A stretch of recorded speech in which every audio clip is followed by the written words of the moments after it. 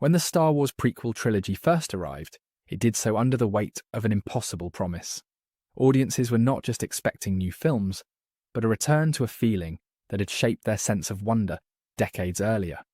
Marketing positioned the prequels as a continuation of the tone, spirit, and texture of the original trilogy, even as the films themselves pursued something fundamentally different.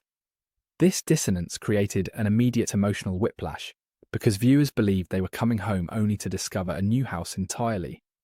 The gap between expectation and intention defined the initial reaction before a single line of dialogue was even processed. The original trilogy had become myth through memory as much as through craft. Its imperfections were smoothed over by time repetition and cultural absorption. The prequels, however, arrived under a microscope in an era of heightened fan scrutiny and internet discourse. They were not allowed to simply exist as films, but were measured against a collective, imagined version of Star Wars that never truly existed on screen.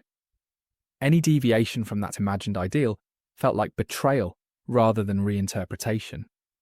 One of the most visible points of friction was the reliance on early CGI.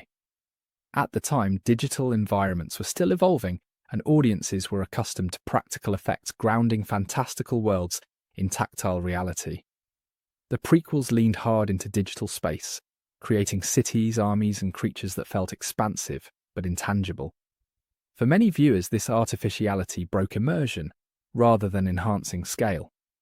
The technology was ambitious, but its novelty drew attention to itself instead of disappearing into the story. This visual shift was compounded by a cleaner, brighter aesthetic that contrasted sharply with the lived-in grit of the original films. The galaxy felt polished, ordered, and symmetrical, which made emotional entry more difficult for some viewers. Instead of discovering the world through scuffed surfaces and improvised solutions, audiences were presented with immaculate environments that felt distant. What was intended as a visual reflection of a republic at its height was often read as sterile and cold. Dialogue became another focal point for criticism. Lines were written with a heightened, almost operatic cadence that echoed classical tragedy rather than modern naturalism. Performances were restrained, deliberate, and often formal, reflecting the institutional rigidity of the Jedi and the political world they inhabited. However, when compared to the loose improvisational charm of the original trilogy, this style felt stiff and unnatural to many viewers. The intention was consistency of tone, but the reception framed it as emotional failure. This perception hit Anakin Skywalker the hardest. His arc from gifted child to fallen hero was structurally sound, but emotionally compressed on first viewing. Years of internal struggle were depicted through selective moments rather than gradual accumulation. Without sufficient context, audiences struggled to map his emotional logic. Instead of tragedy, they often saw confusion and melodrama. Part of this reaction stemmed from expectations rather than execution. Fans had spent decades imagining Anakin as a near-mythic figure, whose fall would be operatic and unmistakable. Any portrayal that humanized him, introduced vulnerability and awkwardness, was bound to disappoint those expectations. The films presented Anakin not as a legend in waiting, but as a flawed, unstable young man, shaped by fear attachment and institutional pressure. That realism clashed with the grandeur fans had built in their minds. The pacing of his transformation also suffered from structural constraints. 3 films were tasked with covering childhood heroism, political collapse, romance war, and corruption. Emotional beats that might have flourished over longer-form storytelling were condensed into key scenes. On first release, this compression felt abrupt rather than intentional. The tragedy had all its pieces, but not yet its breathing room. Another overlooked factor was the cultural moment into which the prequels released. Audiences were transitioning into a more ironic media environment, where sincerity was often treated with suspicion. The prequels were deeply earnest about politics fear and institutional decay. They did not soften their themes with self-awareness or humour in the way later blockbusters would. This seriousness was frequently misread as awkwardness rather than conviction. Fans also brought decades of projected myth into the theatre. The prequel era had existed only as suggestion and memory before being shown. Each viewer carried a personal version of what the fall of the Republic should look like. no single narrative could satisfy millions of incompatible expectations. Disappointment was inevitable, not because the films failed to tell a story, but because they replaced imagination with specificity. Criticism quickly became communal and performative. Early internet culture amplified negative reactions and crystallized talking points that would persist for years. Jokes hardened into judgments, and judgments into consensus. The films were rarely revisited on their own terms because their reputation preceded them. Perception became self-reinforcing. What is often forgotten is that the prequels did not fail quietly. They were commercially successful, widely discussed, and culturally omnipresent. The backlash was not apathy, but friction. Something ambitious had collided with something beloved, and the shock reverberated loudly. That friction would take time, context, and distance to resolve. At release, the prequels were not received as tragedy, but as deviation. Their purpose was misunderstood because their placement in the saga distorted how they were evaluated. They were treated as sequels in spirit, rather than foundations in structure. That misalignment shaped everything that followed. Only later would the lens begin to shift. Time did not change the prequels so much as it changed the frame through which they were understood.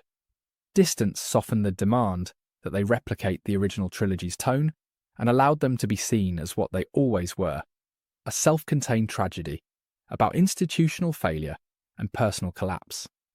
Removed from the pressure of sequel expectation, the films read less like missteps and more like a deliberate inversion.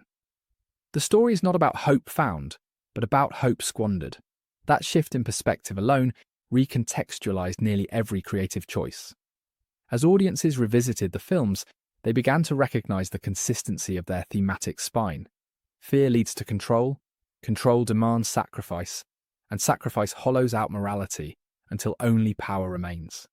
These ideas are not incidental, but woven through political debates, romantic tension, and Jedi doctrine alike. What once felt heavy-handed began to feel coherent. The tragedy no longer seemed rushed but relentless. The end was always coming, and that inevitability became the point. Expanded storytelling played a decisive role in this re-evaluation. Star Wars. The Clone Wars provided the emotional connective tissue the films could only imply. Relationships were given time to breathe, and conflicts were allowed to compound gradually. Anakin's heroism, competence, and compassion were demonstrated repeatedly, making his eventual fall feel earned rather than abrupt. The tragedy deepened because the loss became personal rather than conceptual. This additional context did not overwrite the films, but illuminated them. Scenes that once felt awkward gained subtext when viewed through the lens of accumulated experience. Anakin's mistrust, impatience, and fear read less as poor writing and more as warning signs ignored by those around him. The Jedi Council's rigidity became a tragic flaw rather than narrative convenience. The Republic's decay felt systemic rather than sudden. A generational shift further transformed perception. For many viewers, the prequels were not a disruption, but an introduction. They encountered Star Wars through these films, first absorbing their style, tone, and ideas without the burden of comparison. What older fans read as deviation, younger audiences experienced as foundation. Nostalgia replaced disappointment, and attachment replaced critique.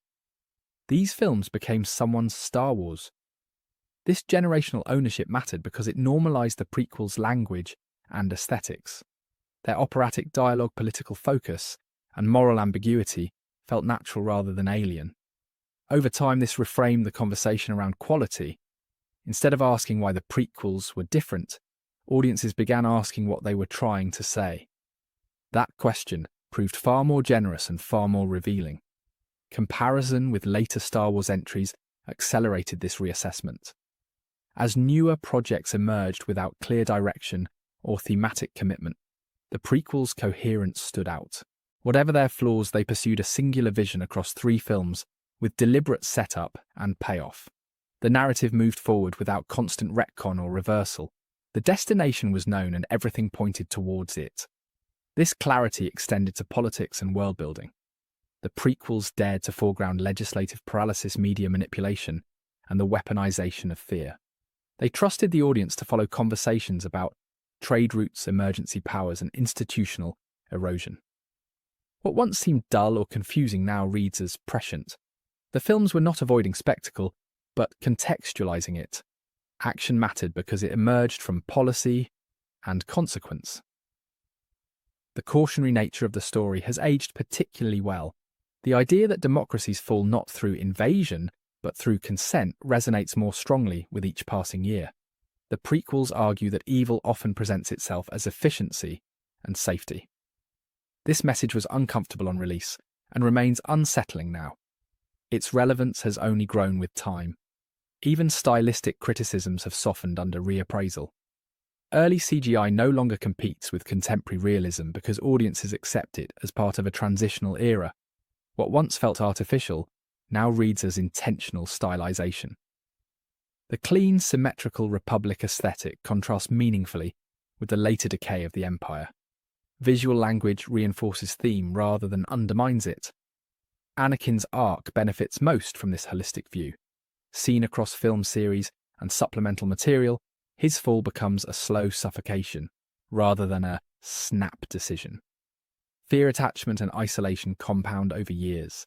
The tragedy lies not in a single choice, but in the accumulation of small concessions. That accumulation is now visible where it once felt implied. The prequels are now often defended not as perfect films, but as necessary ones. They complete the saga's moral argument by showing how evil gains legitimacy. Without them, the original trilogy risks becoming simplistic.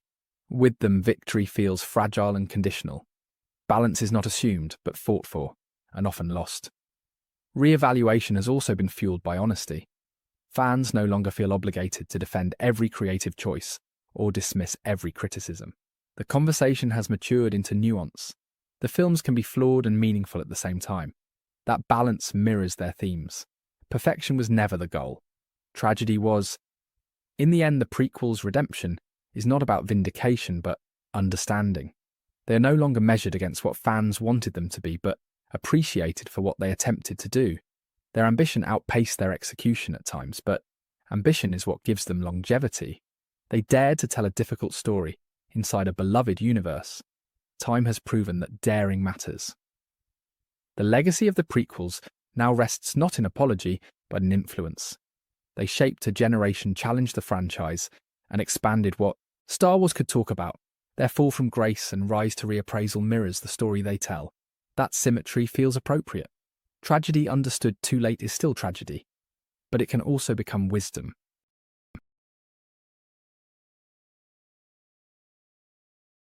Thank you for watching. Be sure to like, subscribe, and hit that share button. My main channel is Critical Analysis Hub, where I post Star Wars content about the movies. My secondary channel is Critical Analysis Hub Plus, where I focus on the shows of Star Wars. And my third channel is Critical Analysis Hub XP, where I post comic books. Be sure to take a moment and check them out. Thanks, and may the Force be with you.